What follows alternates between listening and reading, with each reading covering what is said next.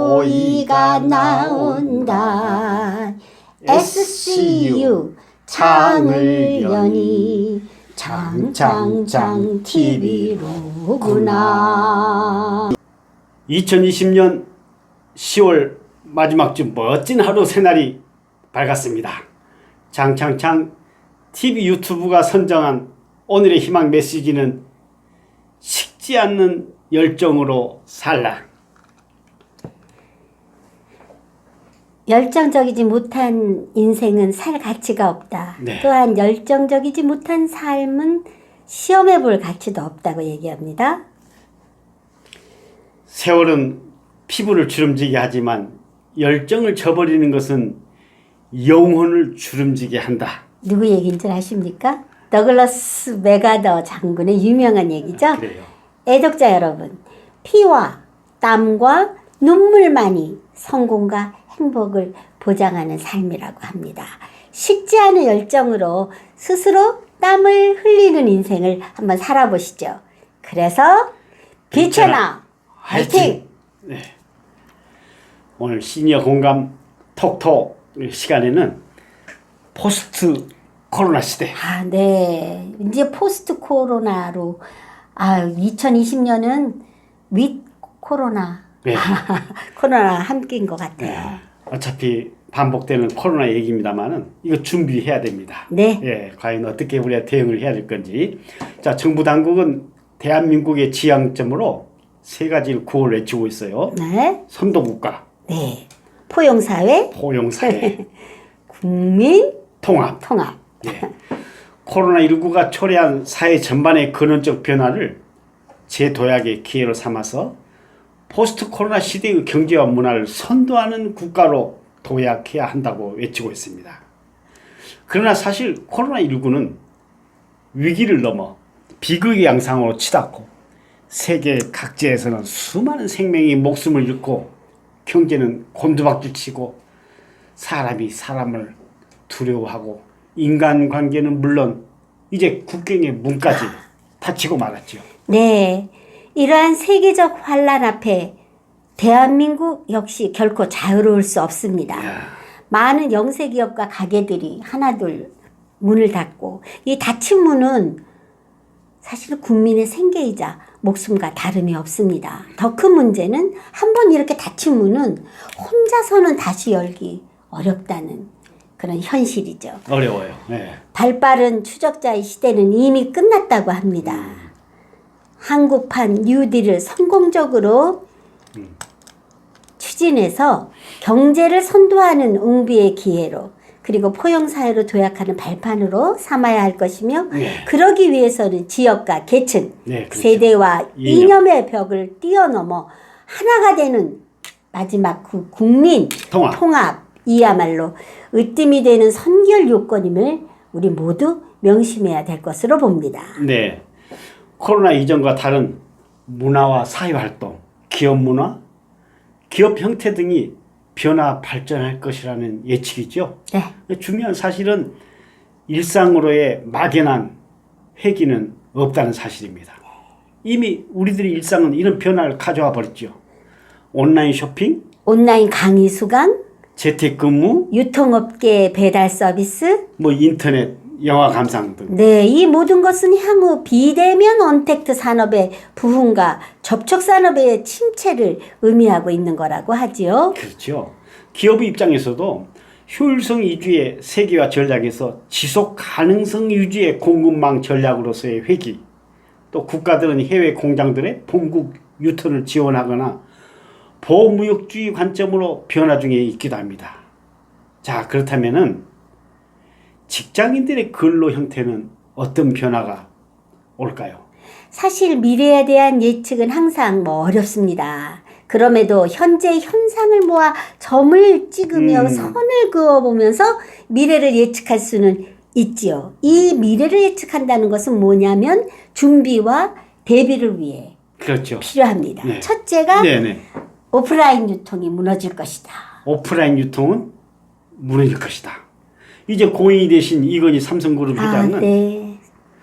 업의 본질을 얘기하는 중 유통업의 본질은 부동산이다. 이렇게 말씀을 했어요. 네. 그만큼 목이 좋은 곳에 위치하는 것이 유통업의 승패를 가르는 그 당시대의 결정적인 요인이었죠. 네. 하지만 이제 그 말은 더 이상 통하지 통하지 않는 않죠. 시대가 되어버렸어요. 네. 유통업의 본질은 물론 빠른 흐름, 즉 빠른 물류로 바뀌고 있지요. 이러한 업태의 본질적 변화에 가장 큰 충격을 받는 것은 대형 마트. 그래요. 네. 왜? 온라인이 모든 것을 흡수할 수는 없기 때문이죠. 네. 당연히 오프라인이 없어지진 않겠지만 단기적으로는 마이너스 성장 40%, 아, 장기적으로는 마이너스 20% 정도의 실적으로 고착화될 것이라고 얘기를 하고 있고, 그 이유는 폐점 아, 또는 뭐 사업 철수 이렇게까지 우리가 예고를 하고 있거든요. 네. 둘째가 온라인이 오프라인을 지배할 것이다. 네. 이미 그 조짐을 좀 보이고 있는데 그렇다면 달리 온라인이? 말하면 예. 오프라인이 온라인에 종속될 수 있다라는 얘기입니다. 그래요. 그리고 오프라인 매장은 온라인과 플랫폼 사업자에게 주도권을 넘길 수 있고요.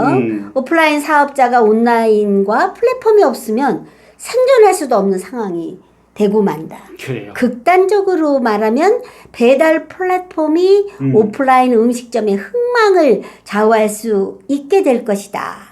그래서 지배라는 표현을 하더라도 틀린 표현은 아닐 거라는 이런 얘기입니다. 온라인. 예, 이런 세상이 돌아와 버린 거죠.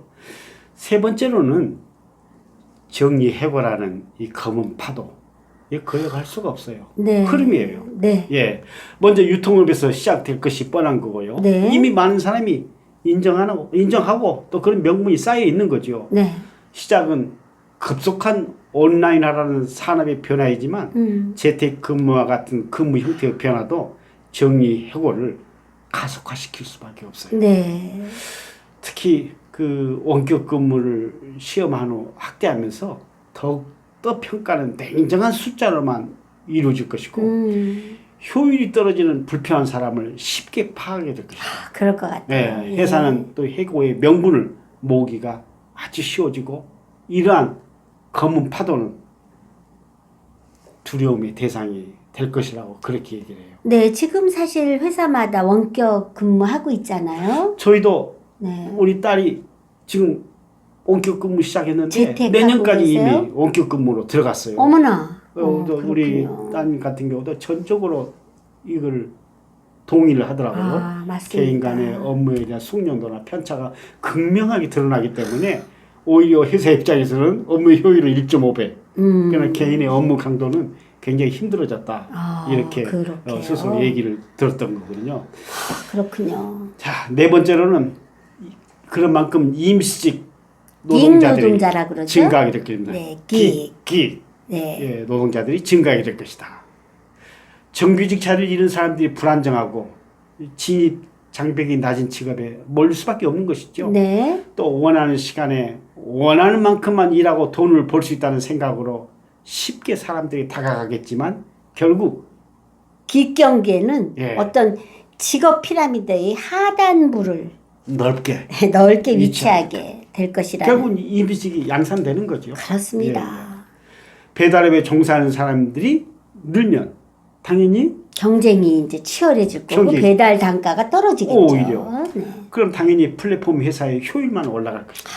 그래서 기획 경제 노동자들의 수입은 가벼워지고 부족한 수입을 메우기에 더 오래 또 일을 해야 한다는 이런 현상으로 돌아가는 거죠. 아, 사실 위에 얘기한 예측들은 이전부터 있어 왔던 것들입니다. 다만 코로나 바이러스가 그 변화의 속도를 엄청나게 가속화해주고 좋은 명분이 되어줄 것은 확실합니다.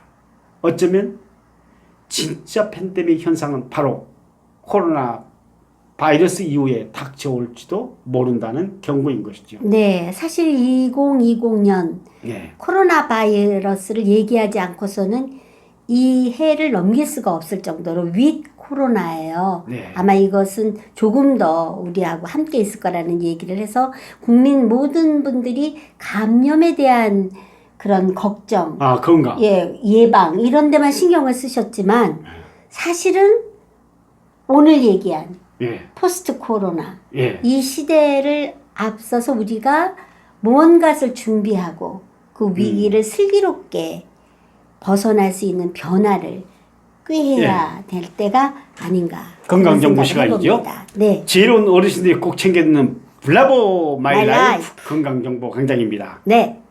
요즘 뭐 한 뉴스예요. 독감, 예방, 백신. 백신 접종 후 벌써 뭐 사망자가 거의 50명을 맞죠? 돌파했다고 그러죠?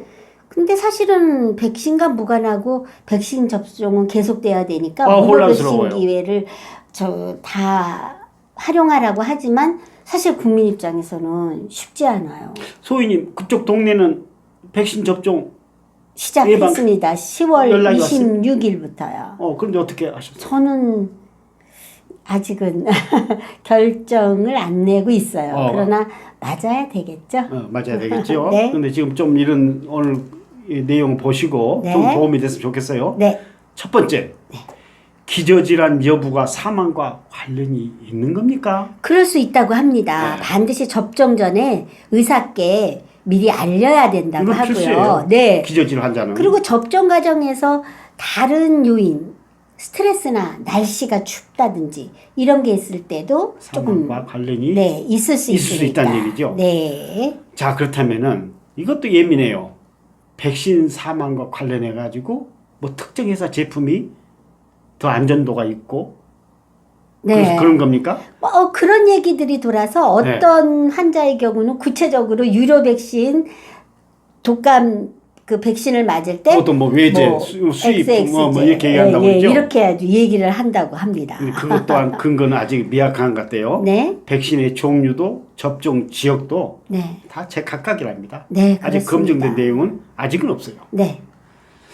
셋째, 무료 예방 접종 백신이 지난해와 어떻게 달라졌나요? 지난해는 무료로 3기 백신, 네. 유료일 때 4기 그렇게 백신 구분이 이렇게 됐어요. 구분했는데 유료와 무료가. 올해는 그런데 작년에 유료였던 아. 4기 백신이래요. 무료가. 전부 다. 그래서 3, 4기 백신 간의 안정성 차이는 없다고 합니다. 없다는 거죠. 네. 그러니까 뭐 4기 백신 할지라도 뭐 안전이 있고 없고는 문제는 아닌 것 같다. 네.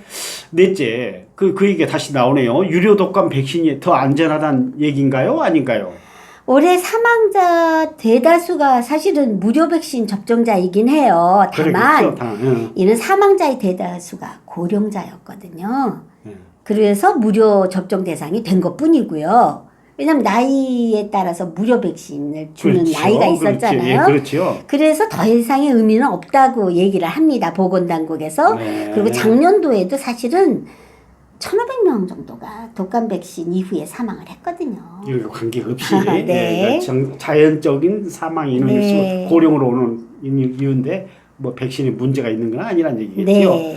그런데 또 일부 전문가는 백신 제조 과정에 결함이 있을 수 있다는 그런 경고도 조심스럽게 좀 나오고 있네요. 네. 그래서 사실 그래서 이렇게 어떻게 해야 될까 고민하시는 분들을 위해서 몇 가지 유의사항을 한번 요약을 해보셨어요? 네. 한번 우리 소희님께서 하나하나 짚어주시죠. 첫째는 컨디션이 좋은 날. 사람이 이제 기분 좋은 날 있잖아요. 컨디션이. 그럴 때 사람들이 많이 몰리지 않은 시간을 잘 선택해서 맞도록 해라. 그래, 좋은 컨디션 유지하기 위해서요. 두 번째는 아까 말했듯이 기저질환자들은 의료진에게 충분히 알려라. 이건 필수입니다. 이렇게 얘기를 합니다. 그리고 아까 스트레스나 날씨 같은 것이 또 우리한테 그 요인이 될 수 있으니까 추운 곳에서 장시간 대기하는 일은 없도록 하고요. 뭐 줄 서서 뭐 그런 일도 있나요? 네, 그렇습니다. 시간을 잘못 맞추면. 그래서 한가할 때 예약을 해라. 접종 후 한 15분에서 30분 이상은